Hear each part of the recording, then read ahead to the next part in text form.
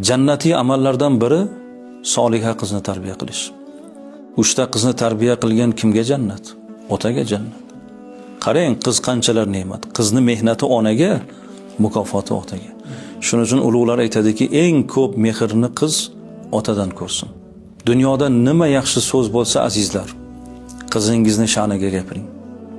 Meni qizim dunyoda eng chiroyli qiz deng. Meni qizim dunyoda eng aqlli qiz deng. Dunyoda eng dono qiz meni qizim deng. Oy qizim, gul qizim deb qizlarimizga yuksak mehr taftini beradigan ota bo'lish kerak. Rasul akram alayhissalom Fatima mening qalbimning bir parchasi deganlar. Kim uni xafa qilsa, men xafa bo'laman. Kim uni xursand qilsa, men xursand bo'laman dedilar.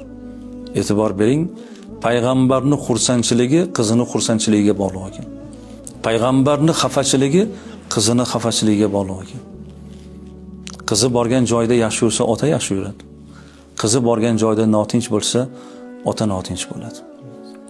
Jannatga bizni olib kiradigan amallardan biri soliha qiz tarbiya qilish. Payg'ambar alayhissalomga yaqin qiladigan, shu dunyoning o'zida bizni sharafimiz, oxiratda esa darajotimiz bo'lgan qizlarimiz eng munosib joyga kelin bo'lsin, uzatgan qizlarimiz ham baxt topsin.